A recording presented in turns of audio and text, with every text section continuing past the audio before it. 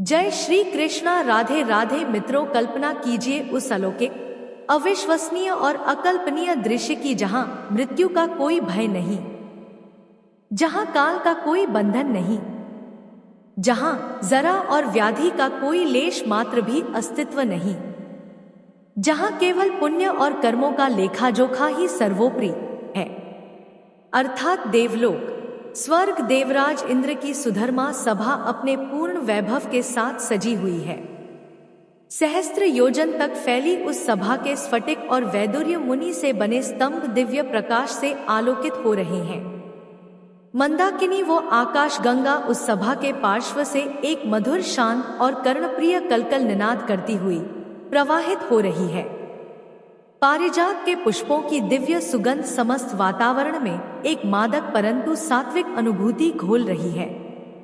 उर्वशी, रंभा, मेनका जैसी प्रमुख अप्सराओं का लास्ट में नृत्य और तुम्बरूप नारद जैसे देवर्षि गंधर्वों का वीणा वादन उस दिव्य वातावरण में साक्षात अमृत घोल रहा है।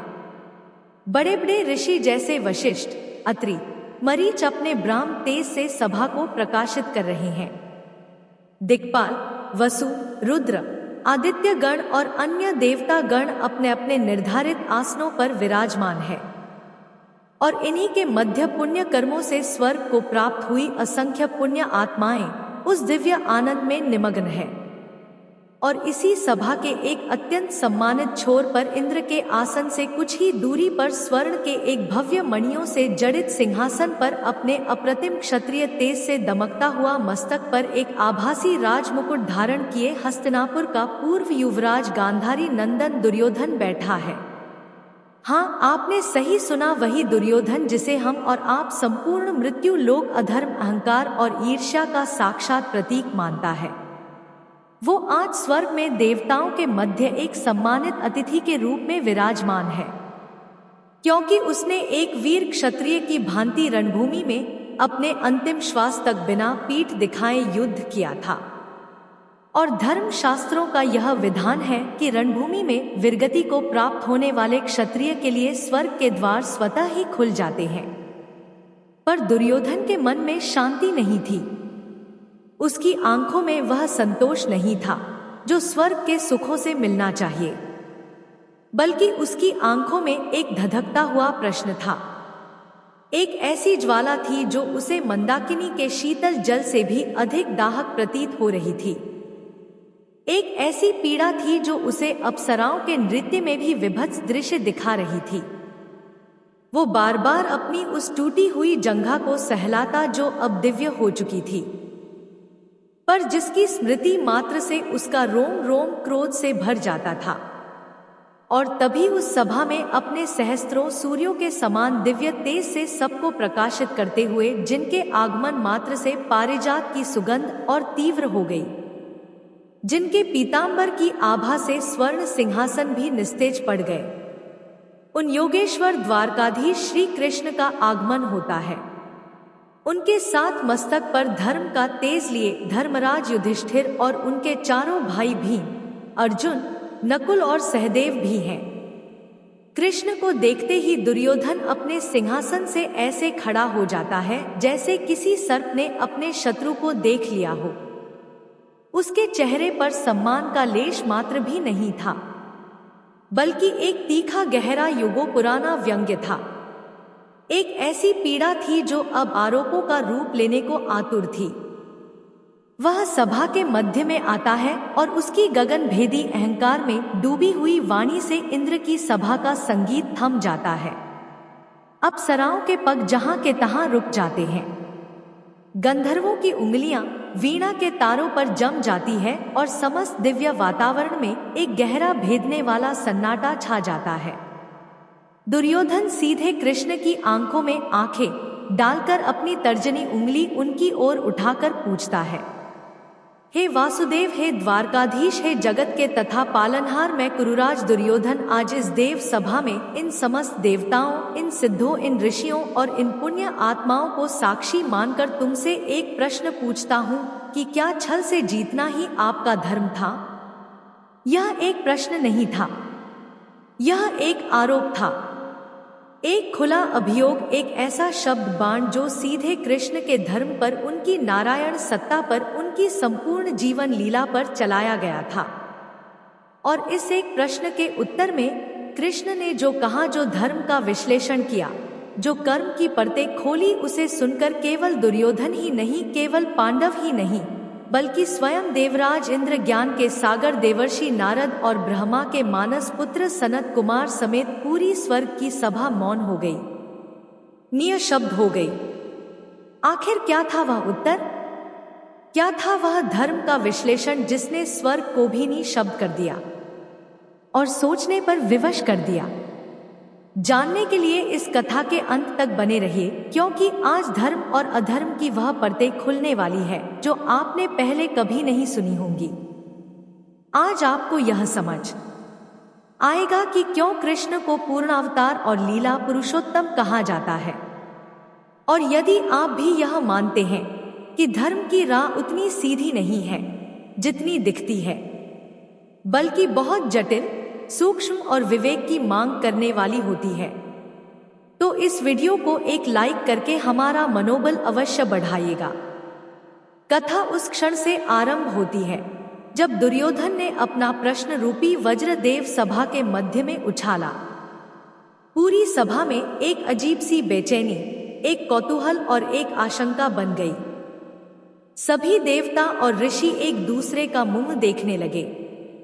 वे सब जानते थे कि दुर्योधन के प्रश्न में दम है, क्योंकि महाभारत के युद्ध में ऐसे कई क्षण आए थे जहां पांडवों की विजय सीधे और सरल क्षत्रिय धर्म के मार्ग से नहीं, बल्कि कृष्ण की कुटिल प्रतीत होने वाली रहस्यमय और नियमों को तोड़ती हुई नीतियों से संभव हुई थी।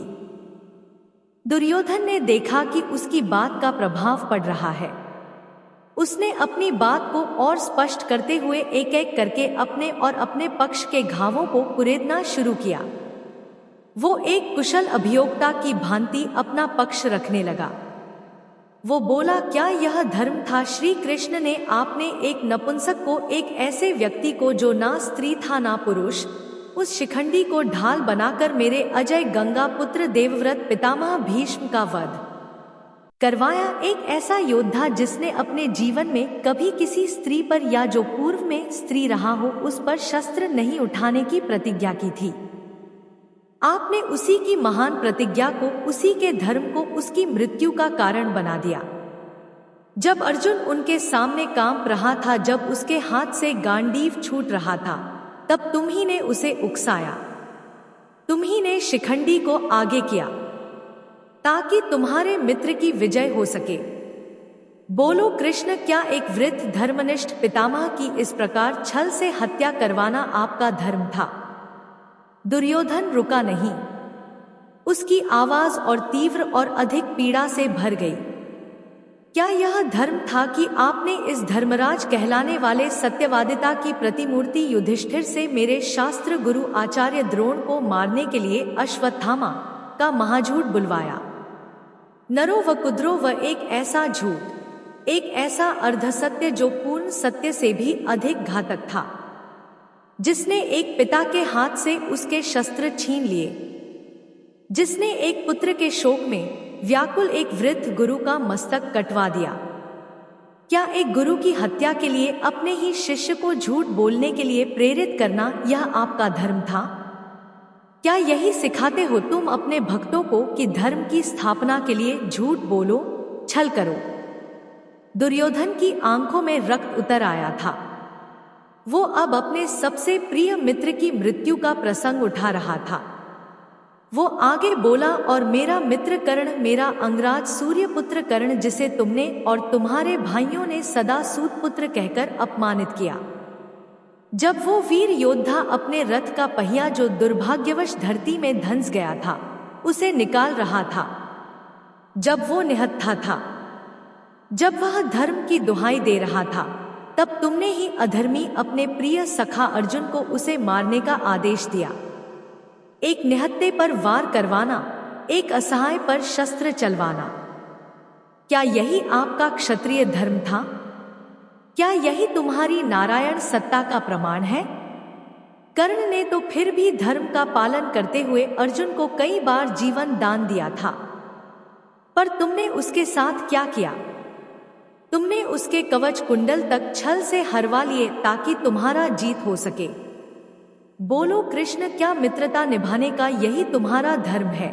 और अंत में अपनी उस दिव्य हो चुकी जंघा की ओर संकेत करते हुए, जिसकी पीड़ा की स्मृति मात्र से उसकी आंखों से क्रोध के आंसू बह निकले, वो बोला, और मैं हस्तिनापुर का युवराज, जब मैं तुम्हारे भीम के साथ तुम्हारे ही बनाए नियमों के अनुसार गदा युद्ध कर रहा था, तो युद्ध के नियमों के विरुद्ध तुम्हारी ही आज्ञा पर, तुम्हारी ही कुटिल आंखों के इशारे पर उसने मेरी जंघा पर प्रहार किया।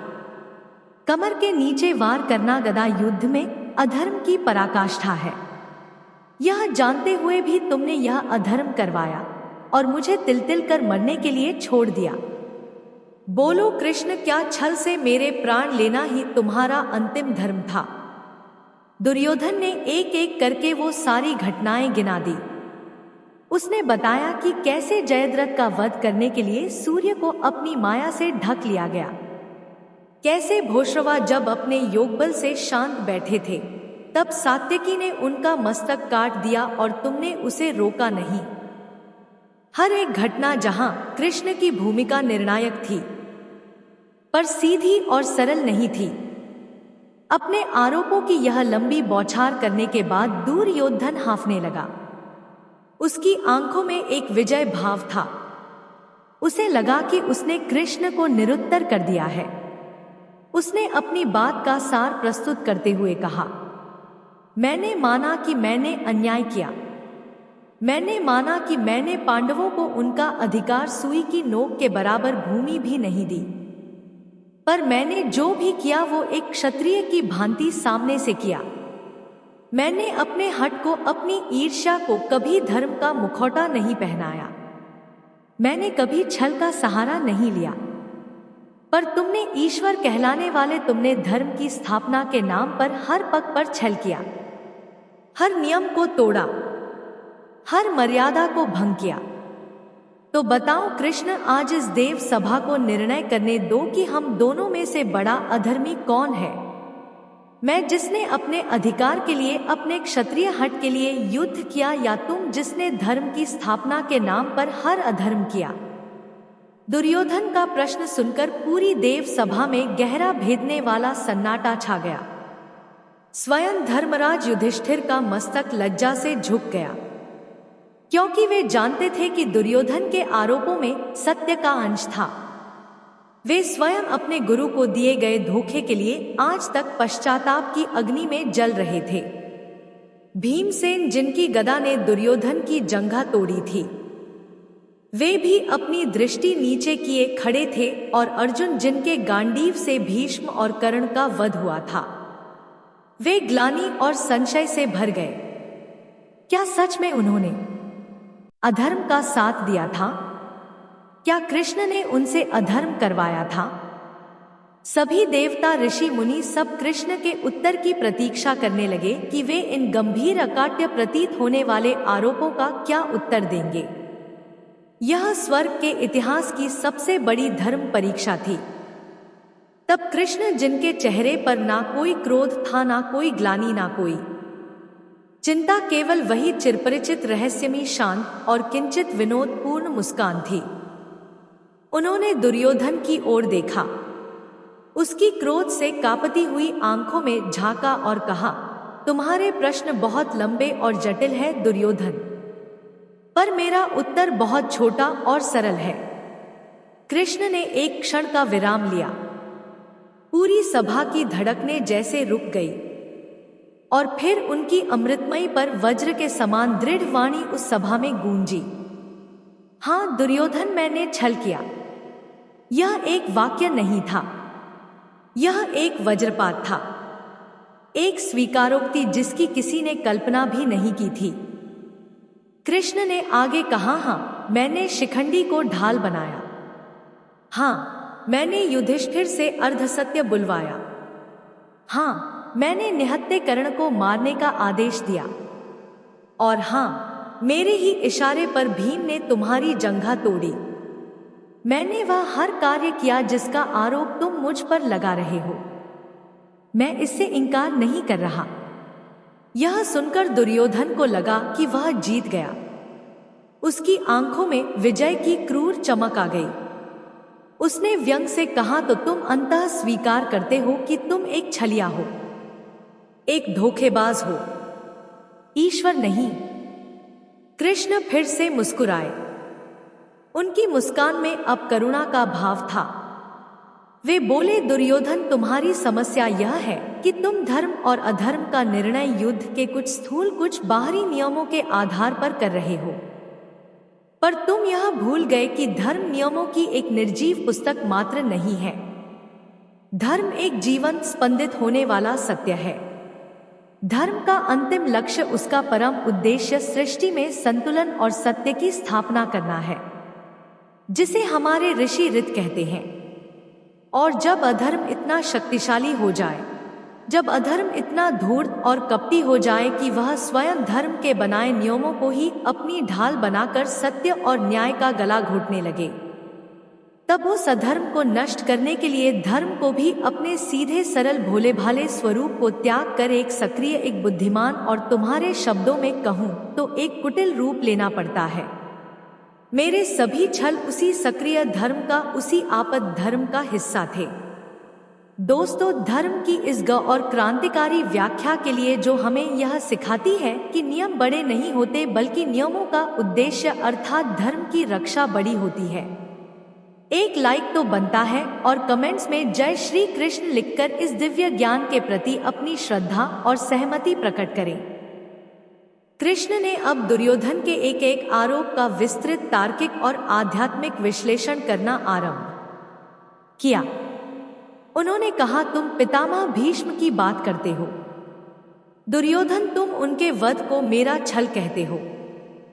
पर क्या तुम भूल गए कि जब तुम्हारी कुलवधू तुम्हारे भाई की पत्नी पांचाल की राजकुमारी द्रौपदी को तुम्हारा भाई दो शासन पशुओं की भांति बालों से पकड़कर भरी सभा में घसीट कर लाया और उसे नग्न करने का प्रयास कर रहा था, तब तुम्हारे यही धर्मनिष्ठ प्रतिज्ञाबद्ध पितामह अपनी एक व्यक्तिगत प्रतिज्ञा के अहंकार में हस्तिनापुर के सिंहासन से बंधे होने का बहाना बनाकर सिर झुकाए बैठे रहे। उस दिन उन्होंने अपनी प्रतिज्ञा को एक स्त्री के सम्मान से बड़ा मान लिया। उस दिन उन्होंने हस्तिनापुर के सिंहासन की रक्षा मानता के धर्म से बढ़कर समझी। उनका वह मौन, उनका वह अधर्म के प्रति तटस्थ भाव शिखंडी के उन कोमल बाणों से कहीं अधिक घातक और विषैला था। वे अपने ही अधर्म के, अपनी ही निष्क्रियता के बोझ से इतने दब चुके थे दुर्योधन कि वे जीवित होते हुए भी मृत समान थे। शिखंडी तो केवल एक निमित्त मात्र था। उनकी मृत्यु तो उसी दिन निश्चित हो गई थी, जिस दिन उन्होंने धर्म को अपनी आंखों के सामने नग्न होते हुए देखकर भी अपनी आंखें फेर ली थी। मैंने केवल विधि के उस विधान को पूर्ण होने दिया जो तुम्हारे पितामह ने अपने मौन से स्वयं लिखा था। कृष्ण की वाणी में अब एक दिव्य तेज आने लगा था। वे बोले, तुम गुरु द्रोण की बात करते हो। तुम उन्हें एक महान गुरु और ब्राह्मण कहते हो, पर क्या वह गुरु महान है जो अपने एक शिष्य एकलव्य का अंगूठा केवल इसलिए गुरु दक्षिणा में मांग ले ताकि उसका प्रिय शिष्य अर्जुन उससे आगे ना निकल पाए? क्या यह एक गुरु का धर्म है या एक असुरक्षित पिता का स्वार्थ? क्या वह ब्राह्मण श्रेष्ठ है जो ज्ञान और तपस्या को छोड़कर शस्त्र केवल इसलिए उठाए रखे ताकि उसका पुत्र राजा के समान वैभव भोग सके, और वह भी एक ऐसे राजा के पक्ष में जो साक्षात अधर्म का प्रतीक हो? जब वे अजय होकर धर्म के पक्ष में लड़ रही नारायणी सेना के लाखों निर्दोष सैनिकों का संहार कर रहे थे, तब उनका ब्राह्मणत्व कहाँ था? उनका गुरु धर्म कहाँ था? वे एक पिता के मोह में, अपने पुत्र अश्वत्थामा के भविष्य के मोह में इतने अंधे हो चुके थे कि उन्हें धर्म का भेद दिखना ही बंद हो गया था, और मोह में अंधे व्यक्ति को वास्तविकता का बोध कराने के लिए कभी कभी उसी वस्तु पर प्रहार करना पड़ता है जिससे उसे मोह हो। युधिष्ठिर ने जो कहा वह अर्ध सत्य था, पर वह उस महासत्य को, उस महाविनाश को रोकने के लिए आवश्यक था जो तुम्हारे गुरु एक पिता के मोह में कर रहे थे। उनका वध उनके पुत्र मोह का वध था। उनके एक ब्राह्मण होकर अधर्मी राजा का साथ देने के कर्म का फल था। अब कृष्ण ने कर्ण की ओर अपना ध्यान केंद्रित किया। उनकी आंखों में एक विचित्र सी कोमलता और कठोरता का मिश्रण था। और तुम्हारा मित्र कर्ण, जिसे तुम बड़ा धर्मात्मा, वीर और दानी मानते हो, मैं उसके शौर्य और दानवीरता का सम्मान करता हूँ। दुर्योधन पर धर्म का मूल्यांकन केवल एक या दो गुणों से नहीं, बल्कि समग्र आचरण से होता है। क्या तुम भूल गए कि जब भरी सभा में द्रौपदी को वेश्या कहकर, यह कहकर कि 5 पतियों वाली स्त्री के साथ कुछ भी किया जा सकता है, सबसे अधिक अपमानित करने वाला कौन था? वो तुम्हारा मित्र ही था। एक स्त्री के अपमान पर आनंदित होना कौन सा धर्म है? क्या तुम भूल गए कि जब मेरे वीर पुत्र, मेरे बालक अभिमन्यु को तुम 7 महारथियों ने मिलकर कायरों की भांति निहत्ता करके उसके सारे अस्त्र शस्त्र नष्ट करके घेर कर मारा था, तो उस अधर्म में, उस कायरता पूर्ण कृत्य में सबसे आगे कौन था? वो तुम्हारा मित्र कर्ण ही था। दुर्योधन कर्म का विधान बड़ा ही सूक्ष्म और अकात्य है। वह अपना हिसाब बड़ी ही सटीकता से बराबर कर ही लेता है। कर्ण ने निहत्ते अभिमन्यु के वध में साथ दिया। नियति ने उसे भी नह अवस्था में ही मृत्यु दी। जैसा कर्म वैसा फल। मैंने अर्जुन को केवल उसके क्षत्रिय धर्म का स्मरण कराया कि शत्रु शत्रु होता है, चाहे वह रथ पर हो या धरती पर। विशेषकर तब जब उस शत्रु ने तुम्हारे निरपराध पुत्र के साथ वही कायरता और वही अधर्म दिखाया हो। और अंत में कृष्ण दुर्योधन के सबसे व्यक्तिगत, सबसे गहरे घाव पर आए, और रही बात तुम्हारी दुर्योधन, कृष्ण की आवाज गहरी और शांत हो गई। तुम्हें मेरी भीम की गदा का वह अंतिम प्रहार तो याद रहा, पर क्या तुम अपना वह कुकर्म, वो घिनौना अधर्म भूल गए जिसने उस प्रहार को जन्म दिया था? क्या तुम भूल गए कि जब तुमने भरी सभा में अपनी कुलवधू, अपने भाई की पत्नी, हस्तिनापुर की महारानी द्रौपदी को अपनी जंघा पर बैठने का अश्लील, निर्लज्ज और पार्श्विक इशारा किया था? उसी दिन, उसी क्षण भीम ने यह प्रतिज्ञा ली थी कि वह अपनी गदा से तुम्हारी सी अधर्मी जंघा को तोड़ेगा। भीम का प्रहार अधर्म नहीं था दुर्योधन, वो तुम्हारे द्वारा किए गए एक स्त्री के उस घोर अपमान का, उस सार्वजनिक चिरहरण का प्रतिफल था। वह द्रौपदी की उन आंखों का उत्तर था जिसमें उसने तुमसे दया की भीख मांगी थी। वह तुम्हारे उस पार्श्विक अटाच का उत्तर था। वह तुम्हारे उस अहंकार का मर्दन था जिसने धर्म को अपनी जांग पर बिठाने का दुस्साहस किया था। मैंने भीम को केवल उसकी प्रतिज्ञा का स्मरण कराया। मैंने केवल यह सुनिश्चित किया कि जिस अधर्म का आरंभ तुमने अपनी जंघा से किया था, उसका अंत भी उसी स्थान पर हो।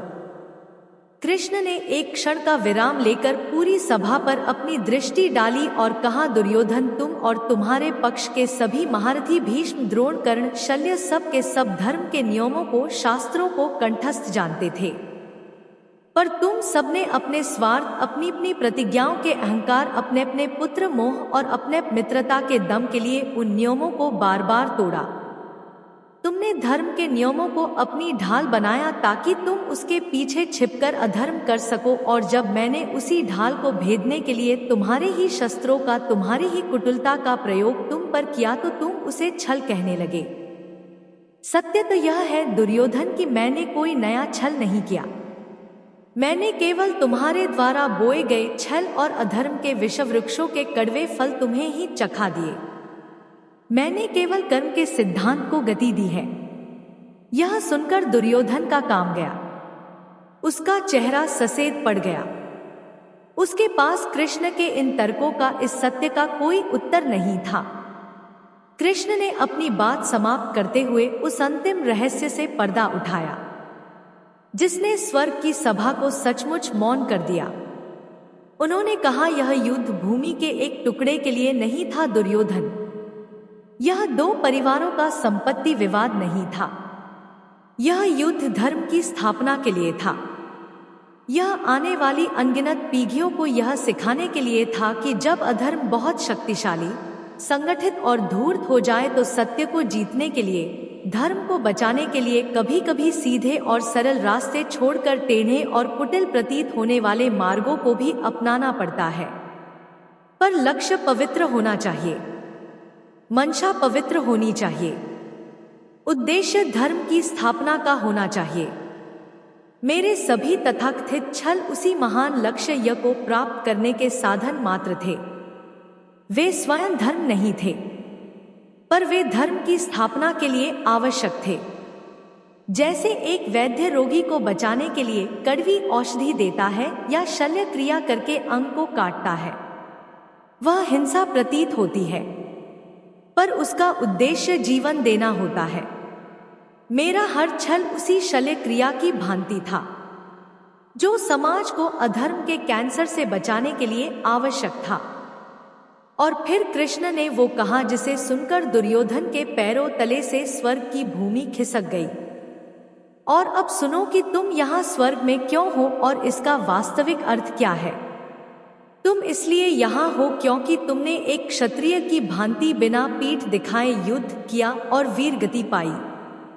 यह तुम्हारे उस एक पुण्य कर्म का फल है जो धर्म शास्त्र के अनुसार तुम्हें मिला है, पर यह स्वर्ग तुम्हारा स्थायी निवास नहीं है। दुर्योधन, यह केवल एक स्थायी पड़ाव है, एक ट्रांजिट लॉन्च की तरह। अपने इस एक पुण्य का फल भोगने के पश्चात तुम्हें अपने उन असंख्य पाप कर्मों का, उन अनगिनत अधर्मों का फल भोगने के लिए नरक में जाना ही होगा, जो तुमने द्रौपदी का अपमान करके, पांडवों को जीवित जलाने का प्रयास करके, शकुनी के साथ मिलकर छलकपट करके और अंततः इस महाविनाश को जन्म देकर अर्जित किए हैं। जबकि यह पांडव जिन्होंने मेरे कहने पर धर्म की स्थापना के एक बड़े और पवित्र उद्देश्य के लिए कठोर और अप्रिय निर्णय लिए, वे अपने उन निर्णयों से उपजे दुख और ग्लानि का फल इसी मृत्यु लोक में पश्चाताप के रूप में भोग कर और यहाँ स्वर्ग के कुछ सुख भोग कर अंततः मेरे ही परमधाम गोलोक को प्राप्त होंगे, क्योंकि उनके हर कर्म का अंतिम उद्देश्य व्यक्तिगत स्वार्थ नहीं बल्कि धर्म की विजय और लोक कल्याण था। यह सुनकर दुर्योधन के अहंकार का शीश महल एक क्षण में ढह गया। उसे समझ आया कि उसका स्वर्ग एक भ्रम था, एक क्षणिक पुरस्कार, एक लॉलीपॉप, जबकि उसके आगे अंतहीन पीड़ा और अंधकार उसकी प्रतीक्षा कर रहा था। उसे कृष्ण के छल और अपने तथाकथित धर्म का वास्तविक अंतर समझ आ गया।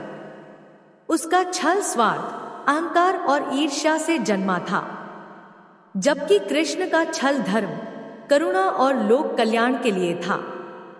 दुर्योधन की आंखों से अहंकार का पर्दा हमेशा के लिए हट गया। वो निःशब्द पराजित हतप्रभ कृष्ण के चरणों में गिर पड़ा और उसके साथ ही देवराज इंद्र, नारद और समस्त देवक कृष्ण के इस अद्भुत अलौकिक और धर्म के सूक्ष्म विश्लेषण को सुनकर मौन रह गए। यह मौन अज्ञान का नहीं बल्कि परम ज्ञान को प्राप्त करने के बाद की शांति का था। उन्हें आज धर्म का वह स्वरूप दिखा था जो ग्रंथों के अक्षरों में नहीं बल्कि कृष्ण के कर्म और उनके विवेक में प्रकट होता है। यह कथा हमें यह सबसे बड़ा और सकारात्मक संदेश देती है कि जीवन में सही और गलत का निर्णय केवल सही नियमों या सामाजिक मान्यताओं से नहीं होता बल्कि उसके पीछे की मंशा, उद्देश्य और बड़ी तस्वीर को देखकर होता है। कृष्ण का जीवन हमें यही सिखाता है कि धर्म की रक्षा के लिए, सत्य की स्थापना के लिए कभी कभी कठोर और अप्रिय बनना पड़ता है, पर यदि हमारा अंतिम लक्ष्य सत्य, न्याय और सर्वजन का कल्याण है तो वह मार्ग भी धर्म का ही मार्ग कहलाता है। यही इस कहानी का सकारात्मक संदेश है कि हमें अपने कर्मों के उद्देश्य को सदैव पवित्र और महान रखना चाहिए।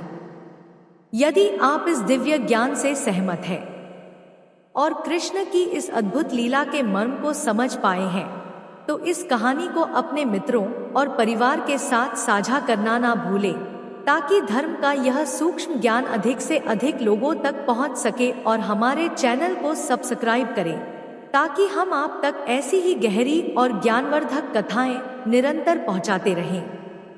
वीडियो को अंत तक देखने के लिए और इस आध्यात्मिक यात्रा में हमारा साथ देने के लिए आपका हृदय से धन्यवाद।